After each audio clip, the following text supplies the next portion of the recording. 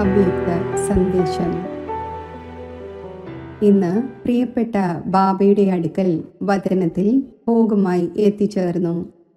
ബാബയുടെ സമീപത്ത് എത്തിച്ചേർന്നപ്പോൾ ഇന്ന് ബാബ 3 പ്രകാരത്തിലുള്ള സ്റ്റേജ് അഥവാ 3 പ്രകാരത്തിലുള്ള ദൃശ്യം വചനത്തിൽ കാണിച്ചു തന്നു.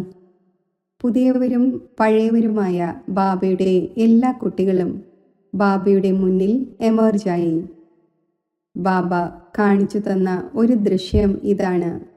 വളരെ ഉയർന്ന ഒരു പർവ്വതത്തിൽ ചില സാധു സന്യാസിമാർ ഇരിക്കുകയായിരുന്നു. തപസ്യ ചെയ്തുകൊണ്ടിരിക്കുന്നു. നടുവിൽ കാണിച്ചത് ഇതാണ്. ചില രാജാക്കന്മാർ അവരുടെ സിംഹാസനത്തിൽ ഇരിക്കുകയായിരുന്നു. 3ാമത്തെ ദൃശ്യം ഇതായിരുന്നു. കുട്ടികൾ ഊഞ്ഞാലാടി കളിക്കുന്നു, ഉയരുന്നു, താഴുന്നു. ബാബ ഇങ്ങനെ 3 ദൃശ്യവും എമർജ് ചെയ്തു. എമർജ് ചെയ്യുന്നതിനോടൊപ്പം ബാബ പറഞ്ഞു, ഈ സംഗമത്തിൻ്റെ സമയത്ത് ഏറ്റവും നല്ല ശ്രേഷ്ഠ സ്ഥിതിയുടെ സ്ഥാനം ഏതാണ്? ബാബ ആദ്യം എന്നോട് ചോദിച്ചു. അപ്പോൾ ഞാൻ ബാബയോട് പറഞ്ഞു, പർവ്വതത്തിന് മുകളിൽ തപസ്യ ചെയ്തുകൊണ്ടിരിക്കുന്ന സാധു സന്യാസിമാരുടേത് ഏറ്റവും ശ്രേഷ്ഠമായ സിംഹാസനമാണ്. അപ്പോൾ ബാബ പറഞ്ഞു, കുട്ടി, പലപ്പോഴും ബാബ കുട്ടികളുടെ ഈ 3 അവസ്ഥകൾ കാണുന്നു. ചിലപ്പോൾ കുട്ടികൾ തങ്ങളുടെ കുട്ടിക്കാലത്തെ കളികൾ കളിക്കുന്നു, കയറുകയും ഇറങ്ങുകയും ചെയ്യുന്നു.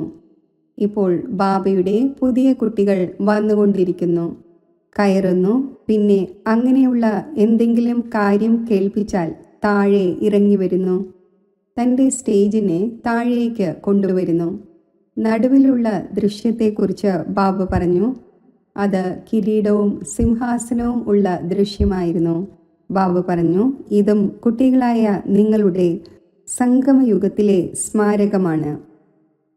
കാരണം കുട്ടികളായ നിങ്ങളെ ബാബ സംഗമയുഗത്തിൽ വിശേഷിച്ച് രാജസിംഹാസനം നൽകിയിരിക്കുകയാണ്, ഹൃദയ സിംഹാസനം നൽകിയിരിക്കുകയാണ്. എന്നാൽ ഇടയ്ക്കിടയ്ക്ക് എപ്പോഴാണോ തൻ്റെ സ്ഥിതിയെ താഴേക്ക് കൊണ്ടുവരുന്നത്, അപ്പോൾ സിംഹാസനത്തിൽ നിന്നും താഴെയായി പോകുന്നു. 3ാമത്തെ ഉയർന്ന സ്റ്റേജ് ബാബ കാണിച്ചത് ഇതാണ്. ബാബ പറഞ്ഞു, ഏതുപോലെ സാധു സന്യാസിമാർ തങ്ങളുടെ തപസ്യയിൽ ഇരിക്കുന്നു, സ്വയം തന്നെ തപസ്യയിൽ നിലനിർത്തുന്നു. ബാബ പറഞ്ഞു, ഇത് അവരുടെ വളരെ വലിയ ഗഹന തപസ്യയാണ്. ബാബ പറഞ്ഞു, അതേപോലെ ബാബയുടെ പല പുതിയ കുട്ടികളുണ്ട്, പഴയ കുട്ടികളുമുണ്ട്. അവരുടെ സ്ഥിതി പൂർണ്ണമായും അചഞ്ചലവും ഉറച്ചതും ആയിരിക്കുന്നു. അവർ തങ്ങളുടെ സ്ഥിതിയിൽ സദാ ഉയർന്നിരിക്കുന്നു, താഴെയുള്ളതിനെ ഉപേക്ഷിക്കുന്നു. താഴെയുള്ള അന്തരീക്ഷം എന്താണോ അവർക്ക് അതിനെക്കുറിച്ച് അറിയില്ല. ബാബ പറഞ്ഞു, ബാബയുടെ ഹൃദയ സിംഹാസനത്തിൽ ഇരിക്കണം. എന്നാൽ തൻ്റെ തപസ്യ ഒരു ഋഷിയെ പോലെ ചെയ്യേണ്ടതിൻ്റെ ആവശ്യകത ഇപ്പോൾ ഉണ്ട്. കാരണം വരാൻ പോകുന്ന സമയത്ത് താങ്കളുടെ തപസ്യയുടെ ഫലം, താങ്കളുടെ തപസ്യയുടെ ബലം ബ്രാഹ്മണ കുട്ടിയായ താങ്കളെ വളരെയധികം സഹായിക്കും. ഇങ്ങനെ ബാബ 3 ദൃശ്യങ്ങളും മുന്നിൽ എമർജ് ചെയ്തുകൊണ്ട് കേൾപ്പിക്കുകയായിരുന്നു. പിന്നെ ബാബയോട് ഇന്ന് വിശേഷിച്ച് ഏതാനും വർഷങ്ങൾക്ക് മുമ്പ് ശരീരം ഉപേക്ഷിച്ച ജയ്പൂരിലെ നിർമ്മല ദീദിയുടെ ഭോഗായിരുന്നു. പിന്നെ കോളനിയിലെ യോഗ പ്രസാദ് ബായിക്കും നിമിത്തമായുള്ള ഭോഗായിരുന്നു. അത് ബാബയോട് പറഞ്ഞു. ബാബ പറഞ്ഞു, എൻ്റെ ഏതെല്ലാം കുട്ടികളുണ്ടോ, ആരാണോ സംഗമയുഗത്തിൽ തൻ്റെ വളരെ ഉയർന്ന ഭാഗ്യം ഉണ്ടാക്കിയത്, വളരെ ഉയർന്ന സ്ഥിതി ഉണ്ടാക്കിയത്, ബാബ പറഞ്ഞു, ആ കുട്ടികൾക്ക് സ്ഥാനവും വസ്ത്രവും, അതായത് ദേഹവും ലഭിച്ചിട്ടുണ്ട്.